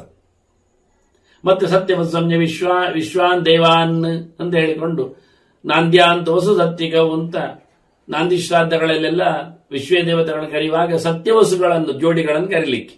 ಅದನ್ನ ಸತ್ಯವ್ರತ ಅಂದ್ರೆ ವಿಶ್ವೇ ದೇವತೆಗಳ ಏಕದೇಶವನ್ನು ಏಕನಾಮವನ್ನು ಹೇಳುತ್ತಾ ಎಲ್ಲ ವಿಶ್ವೇ ದೇವತೆಗಳನ್ನು ಪುರೂರವ, ಆರ್ದ್ರವ, ಕಾಮ, ಕಾಲ, ಧುರಿ, ಲೋಚನ ಈ ಉಳಿದ ನಾಲ್ಕು ಕೂಟಗಳನ್ನು ಇಟ್ಟುಕೊಳ್ಳುವ ಹಾಗೆ ಎಷ್ಟು ಎಲ್ಲರೂ ಬರುವ ಹಾಗೆ. ಅದು ಇದು ಪಿತೃಮೇಧವನ್ನು ಉಲ್ಲೇಖ ಮಾಡಿಕೊಂಡಾಗೆ ತರ್ಪಣ, ಶ್ರಾದ್ದ, ಅವಿರದಾನಾದಿಗಳನ್ನೆಲ್ಲ ಉಲ್ಲೇಖ ಮಾಡುತ್ತಾ, ಹಾಗಾಗಿ ಅತಿಥಿ ಯಜ್ಞ ಆಯಿತು, ಅಂದ್ರೆ ನೃಯಜ್ಞ ಆಯಿತು, ಅದರೊಟ್ಟಿಗೆ ದೇವಯಜ್ಞ ಆಯಿತು, ಹೋಮ ಆಯಿತು. ಹಾಗೆ ಇಲ್ಲಿ ಪಿತೃಯಜ್ಞ ತರ್ಪಣಾದಿಗಳು ಆದ ಹಾಗೆ ಅರ್ಥ ಆಗ್ತದೆ. ಮತ್ತೆ ಹೇಳ್ತಾನೆ ಅಧ್ಯಯನಾನ್ವಿತಸ್ಯ ಅಂತ. ಇನ್ನೊಂದು ಬಿಟ್ಟು ಹೋದದ್ದು ಯಜ್ಞ ಋಷಿಯಜ್ಞ, ಬ್ರಹ್ಮಯಜ್ಞ, ಅಧ್ಯಯನ. ಅದು ಬೇಕೇ ಅಂತಾನೆ ಕೃಷ್ಣ ಕೊನೆಗೆ ಗಟ್ಟಿ ಮಾಡ್ತಾನೆ. ನಿತ್ಯಾಗ್ನಿಹೋತ್ರ ಮಾಡುವವನಾಗಬೇಕು ಎನ್ನುವುದು ಬೇಸಿಸ್ ಮಾಮೂಲಿ. ಗೃಹಸ್ಥನಾಗಿ ಅಗ್ನಿಯನ್ನು ಆಧಾನ ಮಾಡಿಕೊಂಡು ನಿತ್ಯ ಅಗ್ನಿ ಪೂಜೆಯನ್ನು ಮಾಡುವವನಾಗಬೇಕು ಎನ್ನುವುದು ಕ್ರಮ. ನೇರ ದನದ ಉಪಯೋಗ, ಹಾಲಿನ ಆಜ್ಯದ ಉಪಯೋಗ. ಆನಂತರ ತಾನು ತಿನ್ನುವ ಮೊದಲು ಅತಿಥಿಗೆ ಕೊಟ್ಟಿರಬೇಕೆನ್ನುವುದು ಮತ್ತೊಂದು ಮುಖ. ಮತ್ತೊಬ್ಬರು ಊಟ ಹಾಕಿ ಊಟ ಮಾಡುವವನು ಅಂತ. ಇವನು ಹಾಗೆ ಮತ್ತೊಬ್ಬರು ಊಟಕ್ಕೆ ಸೇರುವವನು ಆಗಿರಬಾರದು ಅಂತ ಹೇಳಲಿಕ್ಕೆ ಮತ್ತೆ ಹೇಳಿದ್ದು. ಅದಕ್ಕೆ ಬೇಕಾಗಿರತಕ್ಕಂಥ ಇಂದ್ರಿಯ ನಿಗ್ರಹಾದಿಗಳನ್ನು ಹೇಳಿಬಿಟ್ಟು ಕೊನೆಗೆ ಹೇಳುತ್ತಾನೆ ಋಷಿಗಳ ಯಜ್ಞವನ್ನು ಹೇಳುತ್ತಾನೆ, ಪಿತೃಯಜ್ಞವನ್ನು ಹೇಳುತ್ತಾನೆ. ನಿತ್ಯ ಓದುವವನಿಗೆ ಕೊಡಪ್ಪ ಅಂತಾನೆ. ಅಧ್ಯಯನಾನ್ವಿತಸ್ಯ. ಯಾಕೆಂದ್ರೆ ಅವನು ಓದುವುದರಿಂದ, ಓದಿದ್ದನ್ನು ಹೇಳುವುದರಿಂದ, ಹೇಳಿ ಮತ್ತೆ ಕೇಳುವುದರಿಂದ ಅವನ ಹಾಲು ಕುಡಿದ ಕತೆ ಹಾಳಾಗ್ತದೆ, ಅಂದ್ರೆ ಮುಗಿದೋಗ್ತದೆ, ಋಣ ಉಳಿಯುವುದಿಲ್ಲ ಆಗ್ತದೆ. ಅದನ್ನ ಹಾಲು ಕುಡಿತಾನಂತೆ. ಏನ್ ಮಾಡ್ತಾನೆ? ಮಲಗಿ ಬಿಡ್ತಾನೆ, ಪ್ರಯೋಜನ ಇಲ್ಲ. ಮಲಗುವ ಹಾಲು ಕುಡಿಯುವುದು ಬೇಡ, ಅದು ಸತ್ಯವೇ. ದೇವರು ಹಾಗೆ ಬುದ್ಧಿ ಕೊಟ್ಟಿರ್ತಾನೆ. ಕೆಲವೊಮ್ಮೆ ಹಾಳಾಗಿ ಹೋಗ್ತಾರೆ ಅಂತ ಹೇಳಿಕೊಂಡು ದೇವರು ಅಂತವರಿಗೆ ಒಳ್ಳೆ ಹಾಲು ಸಿಗಿಸುವುದಿಲ್ಲ. ಏನೋ ಜನ್ಮಾಂತರದ ಸುಕೃತದಿಂದಲೋ ಪುಣ್ಯ ವಿಶೇಷದಿಂದಲೋ 10 ಸಂವತ್ಸರ ಒಟ್ಟು ಸೇರಿದವರ ಯೋಗ್ಯತೆಯಿಂದಲೂ ಅಂತವರಿಗೆ ಎಲ್ಲಿ ಅದು ಲಭ್ಯ ಆಗುವುದುಂಟು. ಆದರೆ ದೇವರು ಮತ್ತೆ ಕೈ ಕೊಡ್ತಾನೆ. ಬಹಳ ಕಷ್ಟ ಇದು. ಆದ್ರೆ ಅಧ್ಯಯನಾನ್ವಿತಸ್ಯ, ಓದು ಮಾರಾಯ, ಓದುವವನಿಗೆ ಕೊಡು ಅಂತಾನೆ ದೇವರು. ಏನು ಕೊಡುವುದಾದ್ರೂ ಸಿಗುವುದಾದ್ರೂ ನನ್ನ ಬಗ್ಗೆ ತಿಳುವಳಿಕೆಯನ್ನು ಸಂಪಾದನೆ ಮಾಡುವವನಿಗೆ ಕೊಡು. ವೃತ್ತಿಪರವಾದ ಅಧ್ಯಯನ ಅಲ್ಲ, ಮತ್ತೆ ದುಡ್ಡು ಮಾಡಲಿಕ್ಕೆ ಕಲಿತಿದ್ದಾರೆ ಹೇಳಬೇಡಿ, ಅದಿಲ್ಲಿ ಬರುವುದೇ ಇಲ್ಲ. ಅಧಿಕಾತ್ಮನ ಅಯನಂ ಜ್ಞಾನಂ ಅಧ್ಯಯನ ಅಂದ್ರೆ ಅದಿಂದ ಸರ್ವೋತ್ತಮನಾದ ಭಗವಂತನ ಅಧಿಕ ತತ್ವದ ದರ್ಶನ. ಅಯನ ದಕ್ಷಿಣಾಯನ ಉತ್ತರಾಯಣ ಎಲ್ಲ ಇಲ್ವಾ, ಹಾಗೆ ನಾರಾಯಣ ಇಲ್ವಾ, ಅದನ್ನ ಅಧಿಕಾತ್ಮ ನೆಡೆಗೆ ಸಾಗುವ ಪ್ರಯತ್ನ ಚಿಂತನೆಯ ನೆಲೆಯಲ್ಲಿ, ಜ್ಞಾನದ ಲೆವೆಲಲ್ಲಿ ಮಾಡಿಕೊಂಡ ಅಂಥವನಿಗೆ ಕೊಡುಮಾರಾಯ ಅಂತ ಕೃಷ್ಣ ಬಹಳ ಚೆನ್ನಾಗಿ, ಅಂಥವನಿಗೆ ಕೊಟ್ಟರೆ ದತ್ತಾಹಿ ಗೌಹು ತಾರಯತೆ, ಅವನನ್ನು ಎಲ್ಲ ಕಡೆಯೂ ಸಹ ಅವನನ್ನು ರಕ್ಷಣೆ ಮಾಡ್ತದೆ, ದಾಟಿಸ್ತದೆ. ಎಷ್ಟೋ ಬಾರಿ ಹೇಳಿದ್ದಾನೆ ಕೃಷ್ಣ, ಸಂಕ್ರಾಂತಿಯಲ್ಲಿ ಎಲ್ಲ ಕೊಡಿ, ಯೋಗ್ಯ ಕ್ಷೇತ್ರದಲ್ಲಿ ಕೊಡಿ ಎಲ್ಲ. ಆದ್ರೂ ಕೇಳ್ತಾನೆ ಅದು ಯಾವ ಹೊತ್ತಿನಲ್ಲಿ ದನವನ್ನು ಕೊಡಬೇಕು ಅಂತ ಹೇಳಿ. ಒಂದು ವಿಚಿತ್ರ ಪ್ರಶ್ನೆ ಧರ್ಮರಾಜ ಆಗ್ತಾನೆ. ದನದಾನದ ಕಾಲ ಹೇಳಿ ಅಂದ್ರೆ ಯಾವ ಕಾಲದ ದನವನ್ನು ಕೊಡ್ಲಿಕ್ಕೆ? ಇವ ನಚಿಕೇತನಪ್ಪ ಉದ್ಧಾರ ಕೊಡುವಾಗ ಪೀತೋದಕ ಜಗದೃಢ ದುಗ್ಧದೋಹ ಅಂತ ಶ್ರುತಿ ಹೇಳತ್ತಲ್ಲ, ಅವುಗಳು ಮುದಿ ಬಡಕಲಾಗಿದ್ದವು, ಇನ್ನು ಹೇಳುವುದಿಲ್ಲ, ಇನ್ನು ಹಾಲು ಕೊಡುವುದಿಲ್ಲ, ಹುಲ್ಲು ತಿನ್ನುವುದಿಲ್ಲ. ಅಂತ ದನಗಳನ್ನೆಲ್ಲ ಅದು ದಾನಕ್ಕೆ ಯೋಗ್ಯ ಆಗ್ತದ? ಪ್ರಯೋಜನ ಏನಾಗ್ತದಲ್ಲ. ಸಾಯುವ ಕ್ಷಣದಲ್ಲಿ ಹರುಕುರು ಮುರುಕಲಾದದ್ದನ್ನು ಕೊಟ್ಟು ಏನು ಪ್ರಯೋಜನ? ಅದನ್ನು ಎಂಥ ದನವನ್ನು, ಯಾವ ಕಾಲದಲ್ಲಿನ ದನವನ್ನು ದಾನಕ್ಕೆ, ಅದರ ಫಲ ಎಲ್ಲ ಹೇಗೆ? ಮತ್ತು 10 ಕಪಿಲೆಯ ಬಗ್ಗೆ ಮಾತಾಡಿದ್ದ ಕೃಷ್ಣ. 10 ಕಪಿಲೆಗಳನ್ನು ಹೇಳಿದ್ದ. 10 ಪ್ರಕಾರ ಇದೆ, ಹಾಗೆ ಅದರ ಎತ್ತುಗಳು 10 ಕವಲಲ್ಲಿವೆ ಅಂತ. ಅದರಲ್ಲಿ ಯಾವುದೆಲ್ಲ ಶ್ರೇಷ್ಠ ಹೇಳುವಂತೆ ಎಲ್ಲ ಕೇಳುತ್ತಾನೆ ಧರ್ಮರಾಜ. ಕೃಷ್ಣ ಬಹಳ ಚಂದವಾದ ಒಂದು ಉತ್ತರ ಹೇಳ್ತಾನೆ ನೋಡಿ. ಗೋದಾನದ ಕಾಲ ನಮಗೆ ಬೇಕು. ಶ್ರಾದ್ದದ ಕಾಲ ಹೇಗೆ ಒಂದು ಗೊತ್ತುಂಟಲ್ಲ ನಿಮಗೆ? ಶ್ರಾದ್ದ ಯಾವಾಗ ಮಾಡುವುದು ಹೇಳಿದಾಗ ಉತ್ತರ ಏನು ಕೊಟ್ಟ ಧರ್ಮರಾಜ? ಬ್ರಾಹ್ಮಣ ದಿಕ್ಕಾಗ ಶ್ರಾದ್ದ ಮಾಡುವುದು ಅಂತ ಹೇಳಿಬಿಟ್ಟಲ್ವಾ. ಹಾಗೆ ಇಲ್ಲಿ ದನವನ್ನು ಯಾವಾಗ ಕೊಡ್ಲಿಕ್ಕೆ ಕೇಳಿದ್ರೆ ಕೃಷ್ಣ ಹೇಳ್ತಾನೆ, ಯದಾ ವತ್ಸಸ್ಯ ಪಾದೌ ದ್ವೌ ಪ್ರಸವೇ ಶಿರಸ ಸಹ ದೃಶ್ಯೇತೆ ದಾನ ಕಾಲಂತತ್ ತಮಾಹು ಮುನಿ ಸಪ್ತಮ. ಋಷಿಗಳೆಲ್ಲ, ತಿಳಿದವರೆಲ್ಲ, ಓದಿಕೊಂಡವರೆಲ್ಲ ಹೇಳಿದ್ದು ಹೇಗೆ ಕೇಳಿದ್ರೆ, ಯಾವಾಗ ದನ ಹುಟ್ಟುತ್ತಾ ಇರ್ತದೆ, ಕರು ಹಾಕ್ತಾ ಇರ್ತದೆ, ಆಗ ದನ ದಾನ ಮಾಡಲಿಕ್ಕೆ. ಪ್ರಸವ ಸಮಯದಲ್ಲಿ ಅದು ಹೇಗಿರಬೇಕು? ಕರು ಹೊರಗೆ ಬಂದಿರಬೇಕು. ಪ್ರಸವದಲ್ಲಿ ಹುಟ್ಟುವಾಗ 2 ಕಾಲು ಕಾಣಬೇಕು ನಮಗೆ, ಮಂಡೆ ಕಾಣಬೇಕು. ಅಂದ್ರೆ ಅದು ಮಂಡೆ ಮೊದಲು ಮಾಡಿಕೊಂಡು ಕಾಲು ಹೊರಗೆ ಹಾಕೊಂಡು ಬರ್ತದೆ ಎಂದಾಯ್ತು. ಅದಕ್ಕೆ ಕೈಯೇ ಕಾಲು ಅದು. ಈಗ 4ರಲ್ಲಿ ಎರಡು ಕೈ ಅಂದ್ರೆ ಮುಂದಿನ ಎರಡು ಕಾಲುಗಳು ಮತ್ತು ಮಂಡೆ ಕರುವಿದ್ದು ಬರುವಾಗ ಈ ದನ ದಾನ ಮಾಡ್ಲಿಕ್ಕಂತೆ. ಸವತ್ಸ ದೌ ಗೌ ಕರು ಸಮೇತ ದನದ ದಾನದ ಪ್ರಕ್ರಿಯೆ ಸಂಕಲ್ಪ ಮಾಡ್ಲಿಕ್ಕೆ ಆಗ ಇದು ಇಂಥವನಿಗೆ ಕೊಟ್ಟಿದ್ದೇನೆ ಮುಗಿಯುದು ಅಷ್ಟೇ. ದಾನದ ವ್ಯವಸ್ಥೆ ಆಗಿ ಮತ್ತೆ ಎಂತ ಬೇಕಾದ್ರೆ ಮಾಡಿ. ವ್ಯಕ್ತಿಯನ್ನು ಗುರುತಿಸಿಕೊಳ್ಳಿ, ಪಾತ್ರನನ್ನು ಗುರುತಿಸಿಕೊಳ್ಳಿ, ಎಲ್ಲೇ ಇರ್ಲಿ ಅವ ಗಬ್ಬ ದನ ನಮಗೆ ಗೊತ್ತು, ಯಾವಾಗ ಕರು ಹಾಕುತ್ತೆ ಎಂದು ಗೊತ್ತಿರ್ತದೆ. ಬೇಕಾದ್ರೆ ಬರ್ಲಿಕ್ಕೆ ಹೇಳಿರ್ಲಿಕ್ಕೆ, ಇಲ್ಲ ಅದು 10 ದಿನದ ನಂತರ ಕೊಡುವುದಾದ್ರೆ ಆಗ್ಬಹುದು. ಅವ ಇದ್ರ ಪ್ರತ್ಯಕ್ಷದಲ್ಲಿ ಅವನಿಗೆ ಹೇಳಲಿಕ್ಕೆ, ಇಲ್ಲ ಆದ್ರೆ ಅವನ ಸಂಕಲ್ಪ ಮಾಡಿಕೊಳ್ಳಿ. ಇಲ್ಲ ಅದು ಅಲ್ಲ ಆದ್ರೆ ಈ ದನ ಕಾಣ್ತದಲ್ಲ, ಪ್ರಸವ ದನ, ಇದನ್ನು ದಾನ ಮಾಡ್ತಾ ಇದ್ದೇನೆ ಹೇಳಿಕೊಳ್ಳಿಕ್ಕೆ ಯಾರಿಗೆ ಎನ್ನುವುದು. ಮತ್ತೆ ಇನ್ನು ಯಾವಾಗ ನೆಲ ಮುಟ್ಟಿರಬಾರದು, ಅದರ ಎರಡು ಕಾಲು ನೆಲ ಮುಟ್ಟಬಾರದು. ಹೊರಗೆ ಬಂದಿದೆ ಕಾಲೆರಡು, ಮಂಡೆ ಅಷ್ಟೊತ್ತು. ನೆಲ ಮುಟ್ಟದ ಮುಂಚೆ, ಕರು ನೆಲವನ್ನು ಮುಟ್ಟದ ಮುಂಚೆ ಆಗ್ಬೇಕು ಕೃಷ್ಣ ಹೇಳ್ತಾನೆ. ಇದು ದಾನದ ಪೀರಿಯಡ್ ದನದ್ದು. ಗೌ ತಾವತ್ ಪೃಥ್ವಿ ಜ್ಞೇಯ. ಆಗ ದನ ಅಂದ್ರೆ ಇಡೀ ಅಖಂಡ ನೆಲ ಅಂತ ಅರ್ಥ, ಭೂಮಂಡಲ ಅಂತ ಅರ್ಥ. ಅದರಿಂದ ನೆಲದಾನ ಮಾಡಿದಷ್ಟು ಪವರ್ ಇದಕ್ಕೆ ಉಂಟು. ತಸ್ಮಾತ್ ದೇಯಾತು ತಾದೃಶಿ. ಇಂಥ ದನ ಕೊಡಬೇಕು. ಇದು ಸಿಗುವುದೇ ಇಲ್ಲ ನೋಡಿ, ಈ ನಮ್ಮನೆ ದಾನ ಎಷ್ಟು ಕಷ್ಟ ನೋಡಿ. ದನವನ್ನು ಕೊಡುವ ಹೊತ್ತು ಯಾವುದು ಅಂತ ಹೇಳಿ ನಾನು ಗೋ ಸಮೀಕ್ಷೆಯಲ್ಲಿ ಬರುವಾಗ ಮತ್ತೆ ಗೋಪೂಜೆಗೋಸ್ಕರ ಪರ್ವ ಸಮೀಕ್ಷೆಯಲ್ಲಿ ಕೊಡುವಾಗ ಬರೆದಿದ್ದೆ. ದನವನ್ನು ಪೂಜೆ ಮಾಡ್ಲಿಕ್ಕುಂಟು ಅಂತ ಹೇಳಿದಾಗ ಕೃಷ್ಣನೇ ಹೇಳ್ತಾನೆ, ಸೂರ್ಯೋಗ್ನಿ ಬ್ರಾಹ್ಮಣ ಗಾವಹ ಅಂತ, ಭದ್ರ ಪೂಜಾ ಪದಾನಿಮೆ ಅಂತ. ನನ್ನ ತಾಣ ನಾನಿರುವ ಕತೆ ಏನು ಕೇಳಿದ್ರೆ ಅದು ಗೋವುಗಳಲ್ಲಿ ಅಂತ ಹೇಳ್ತಾನಲ್ಲ.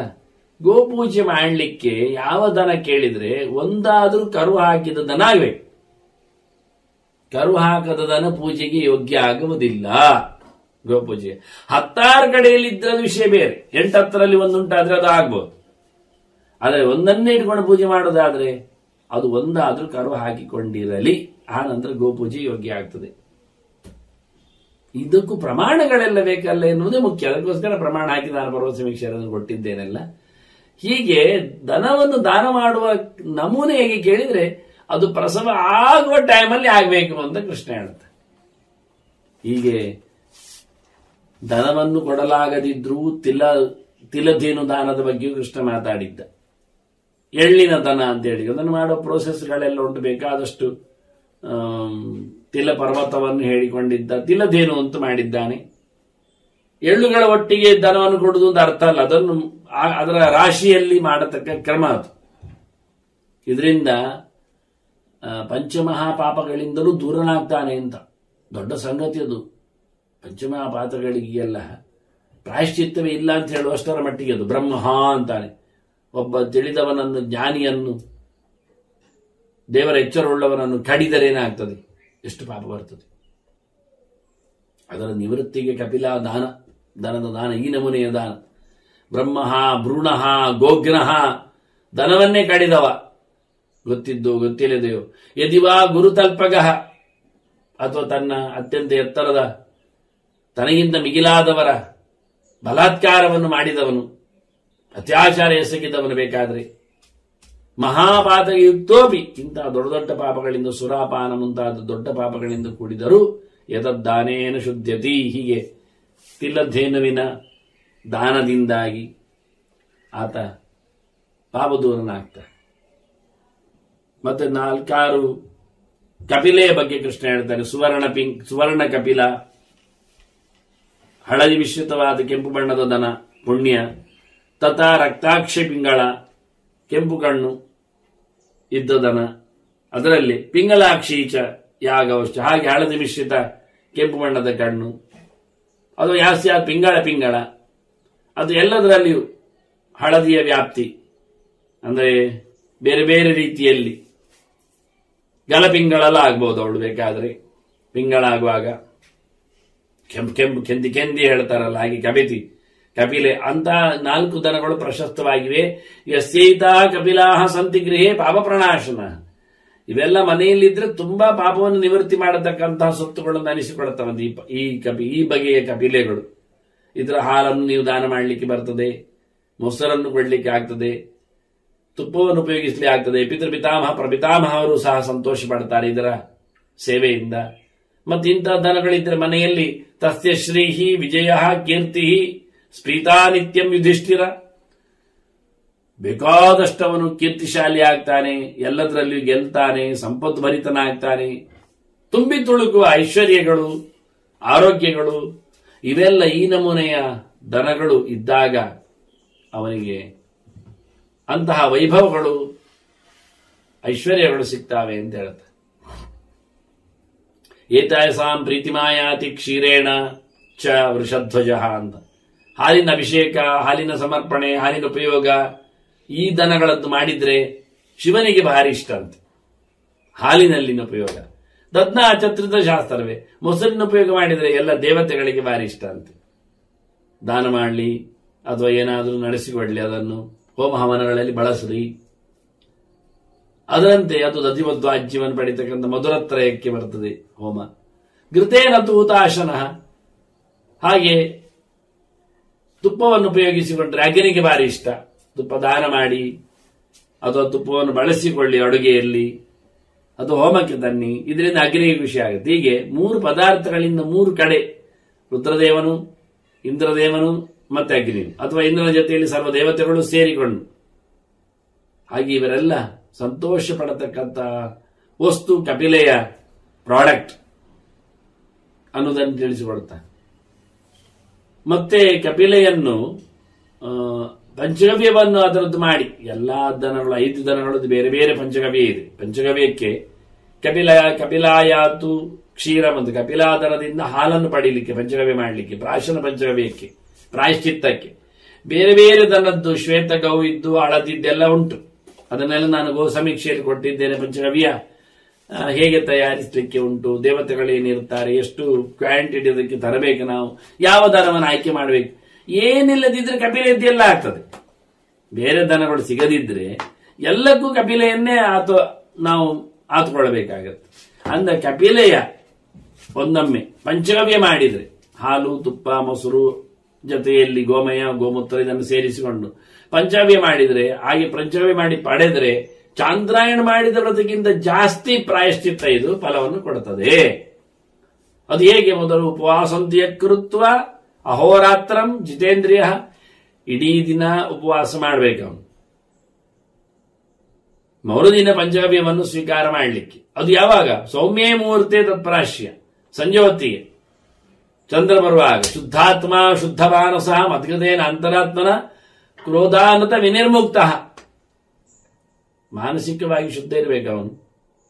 ಸಿಟ್ಟು, ವಂಚನೆ, ಸುಳ್ಳು, ಮೋಸತನ ಇವೆಲ್ಲ ಇರಬಾರದು. ಸ್ವಚ್ಛನಾಗಿರಬೇಕು. ಮನಸ್ಸು ಸ್ವಚ್ಛ, ದೇಹ ಸ್ವಚ್ಛ. ಶುದ್ಧಾತ್ಮ ಶುದ್ಧ ಮಾನಸ, ಆತ್ಮ ಅಂದ್ರೆ ದೇಹ. ದೇಹ ಶುದ್ಧಿ ಮಾಡಿಕೊಂಡು ಮನಸ್ಸು ಶುದ್ಧಿಯಾಗಿದ್ದುಕೊಂಡು ಮತ್ತೆ ದೇವರ ಚಿಂತನೆ ಮಾಡ್ತಾ ಮದ್ಗತೇನ ಅಂತರಾತ್ಮನ, ದೇವರನ್ನು ಪ್ರೀತಿಸಿಕೊಂಡಿರಬೇಕು. ಇಂಥವನು ಕಪಿಲೆಯ ಪಂಚಗವ್ಯ ಪ್ರಾಶನ ಮಾಡಿದ್ರೆ ಅದನ್ನ ಎಲ್ಲ ಕಡೆಯಲ್ಲಿಯೂ ಮೇಯ್ದು ಬಂದಿರುತ್ತದೆ. ಆ ಔಷಧಿಗಳಲ್ಲಿ ಚಂದ್ರನ ವಿಶೇಷವಾದ ಸಂಪರ್ಕ ಇರ್ತದೆ. ಹಾಗಾಗಿ ಸೋಮರಸದಂತೆ ಚಂದ್ರನ ಕಾಲದಲ್ಲಿ ಇದನ್ನು ಪಡಿಬೇಕು. ಆಗ ಸ್ವೀಕಾರ ಮಾಡಿಕೊಂಡವನ, ಉಪವಾಸದಲ್ಲಿದ್ದವನ ಸರ್ವ ದೋಷಗಳು ನಿವೃತ್ತಿ ಆಗ್ತವೆ, ಪಾಪದಿಂದ ದೂರನಾಗ್ತಾನೆ, ಆರೋಗ್ಯ ವೃದ್ಧಿಸ್ತದೆ. ನಿಜವಾಗಿಯೂ ಉಪವಾಸವನ್ನು ಯಾಕೆ ಹೇಳಿದ್ರೆ, ಡಯಟ್ ಮಾಡದಿದ್ರೆ, ನೀವು ಖಾಲಿ ಹೊಟ್ಟೆ ಇಲ್ಲದಿದ್ರೆ, ಮದ್ದು ಹಾಕಿದ್ರೆ ಮದ್ದು ತಿಂದದ್ದರ ಒಟ್ಟಿಗೆ ಸೇರಿಕೊಂಡು ಹಾಳಾಗ್ತದೆ. ಸಹವಾಸ ದೋಷ ಅಂತ. ನೀವೇನು ತಿಂದಿರ್ತೀರಿ ಅದರ ಮೇಲೆ ಮಾತ್ರೆ ಬಿದ್ದರೆ ಮಾತ್ರೆ ಪ್ರಭಾವ ಹಾಳಾಗಿ ಹೋಗ್ತದೆ. ತಿನ್ನುವುದರ ಒಟ್ಟಿಗೆ ಅದೇನೋ ಊಟ ಮಾಡಿದ್ರಲ್ಲಿ ಬಂದದ್ದು. ಈ ಕೆಲವರು ಲಾಡು ಮಾಡಿದಾಗ ಅದರಲ್ಲಿ ಗೇರು ಬೀಜ ಇಟ್ಟಿರ್ತಾರಲ್ಲ, ಹಾಗೆ ನಾವು ಊಟ ಮಾಡಿದ್ರ ಮೇಲೆ ಪಿಲ್ಸ್ ತಿಂದ್ರೆ, ಮಾತ್ರೆ ತಿಂದ್ರೆ ಅದು ಅದರಲ್ಲಿ ಏನು ಇಟ್ಟದ್ದು ಗೇರು ಬೀಜದಂತ ತಿಂದುಕೊಂಡು ಕರಗಿಸಿ ಹೋಗ್ತದೆ, ಉಪಯೋಗ ಮಾಡೋದಿಲ್ಲ. ಆದ್ರಿಂದ ಖಾಲಿ ಹೊಟ್ಟೆಯಲ್ಲಿ ಮದ್ದುವನ್ನು ತಗೊಳ್ಳಿಕ್ಕೆ ನಿಜವಾಗಿ ಕೆಲಸ ಮಾಡಬೇಕಾದ್ರೆ ತಿಂದ ತಕ್ಷಣ, ಮದ್ದು ತಗೊಂಡ ತಕ್ಷಣ ಒಂದು ಅರ್ಧ ಗಂಟೆ ಅದು ಬಿಟ್ಟು ಮತ್ತೆ ಟಿಫಿನ್ ಮಾಡಲಿಕ್ಕೆ, ತಿನ್ಲಿಕ್ಕೆ, ಅದಕ್ಕಿಂತ ಮೊದಲಿಲ್ಲ. ಇದು ಸಹಜವಾದ ಮದ್ದಿನ ಪದ್ಧತಿ, ಥೆರಪಿ. ಆದ್ರಿಂದ ಎಲ್ಲ ಕಡೆಯಲ್ಲಿ ಕಾಡುಮೇಡುಗಳಲ್ಲಿ ತಿಂದು ಬಂದಿರತಕ್ಕಂಥ ಎಲೆಗಳ ಸಾರವನ್ನು ಪಡೆದ, ಎಲ್ಲ ಕಡೆ ಔಷಧಿಗಳಲ್ಲಿ ನೆಲೆಗೊಂಡ ಚಂದ್ರನನ್ನು ವಿಶೇಷವಾಗಿ ಅವಲಂಬಿಸಿಕೊಂಡಿರತಕ್ಕ ಈ ಮದ್ದು, ಈ ಹಾಲು, ಈ ತುಪ್ಪ, ಈ ಮೊಸರು, ಕಪಿಲೆದ್ದು ಅದರ ಗೋಮೂತ್ರ ಗೋಮಯ ಸೇರಿ ಮಾಡಿದ ಪಂಚಗವ್ಯ, ಅದನ್ನು ನಾವು ಪಡೆಯುವಾಗ ಅದು ಹೊಟ್ಟೆ ತುಂಬಿಸಿಕೊಂಡು ತಿಂದ್ರೆ ಪ್ರಯೋಜನ ಇಲ್ಲ. ಅದರಿಂದ ಒಂದು ದಿನ ಇಡೀ ಉಪವಾಸ ಇದ್ದು ಮತ್ತೆ ಅದನ್ನು ಉಪಯೋಗಿಸ್ಲಿಕ್ಕೆ, ಪಂಚಗವ್ಯ ಪ್ರಾಶನ ಮಾಡಲಿಕ್ಕೆ ಒಂದು ಸೇರೆ ಅಂದ್ರೆ ಕೈ ತುಂಬ ಅಂತ ಅರ್ಥ. ಒಂದು ಪಾಲಾಶದ ಎಲೆ ತುಂಬ, ಸಾಮಾನ್ಯವಾದ ಒಂದು ತಟ್ಟೆ ಗಾತ್ರದ ಎಲೆ, ಕೈ ಅಗಲದಷ್ಟಿನ ದೊಡ್ಡ ಎಲೆ, ಅದನ್ನು ದೊಣ್ಣೆ ಪುಟಕದಂತೆ ಮಾಡಿಕೊಂಡು ಅದರಲ್ಲಿ ತುಂಬಿಸಿಕೊಂಡು ಒಮ್ಮೆಲೆ ಬಾಯೊಳಗೆ ಎಷ್ಟು ಹಿಡಿತದಷ್ಟು ಕುಡಿಯುವಾಗಿ ಮಾಡಿದ್ರೆ, ಯತ್ವಗಸ್ತಿಗದಂ ಪಾಪಂ ಹೇಳಿದ ಹಾಗೆ ಎಲುಬಿನಲ್ಲಿ ಸೇರಿಕೊಂಡ್ರು ಪಾಪ ಹೋಗ್ಬೇಕು, ರೋಗ ಹೋಗ್ಬೇಕು. ಚರ್ಮದ ಮೇಲಿದ್ದದ್ದಲ್ಲ, ಅಷ್ಟು ಜೋರು, ಅಷ್ಟು ಶಕ್ತಿ ಆ ಮಂತ್ರಕ್ಕೂ, ಆ ವಸ್ತುವಿಗೂ, ಆ ದನಕ್ಕೂ ಇದೆ. ಹಾಗಾಗಿ ಬಹಳ ಚಂದವಾಗಿ ಕೃಷ್ಣ ಇನ್ನು ಅನೇಕ ಪದ್ಧತಿಗಳನ್ನು, ಕಪಿಲೆಯ ದರದ ಉಪಯೋಗಗಳನ್ನು ಹೇಳುತ್ತಾನೆ. ಪ್ರಧಾನವಾಗಿ ಪ್ರಾಯಶ್ಚಿತ್ತಗಳಲ್ಲಿ ಹೆಚ್ಚು ಸ್ಥಾನಮಾನ ಪಡೆಯತಕ್ಕಂತಹ ಪಂಚಗವ್ಯಕ್ಕೆ ಹೆಚ್ಚು ಒತ್ತು ಕೊಟ್ಟಿದ್ದಾನೆ. ಪಂಚಗವ್ಯದ ಸ್ನಾನವನ್ನು ಹೇಳಿದ್ದ ಧರ್ಮರಾಜನಿಗೆ, ಅದರ ಉಪಯೋಗವನ್ನು ಹೇಳಿದ್ದ. ಅದರಂತೆ ಇವತ್ತು ಮತ್ತೆ ಪುನಃ ಪ್ರಾಯಶ್ಚಿತ್ತವಾಗಿ ಧರ್ಮರಾಜನಿಗೆ ಕೇಳಿಸಿದ ಪಂಚಗವ್ಯದ ಪದ್ಧತಿಯನ್ನು ಉಲ್ಲೇಖ ಮಾಡಿದ್ದೀನಿ. ಅನೇಕ ಪ್ರಕಾರಗಳಲ್ಲಿ ಕಪಿಲೆಯ ಮಹತ್ವವನ್ನು ಕೃಷ್ಣ ಧರ್ಮರಾಜನಿಗೆ ಹೇಳಿದ್ದಾನೆ. ಮತ್ತೆ ಚಿಂತನೆ. ಶ್ರೀಕೃಷ್ಣ ಅರ್ಪಣೋಸ್ತು. ನಾರಾಯಣ ನಾರಾಯಣ ನಾರಾಯಣ.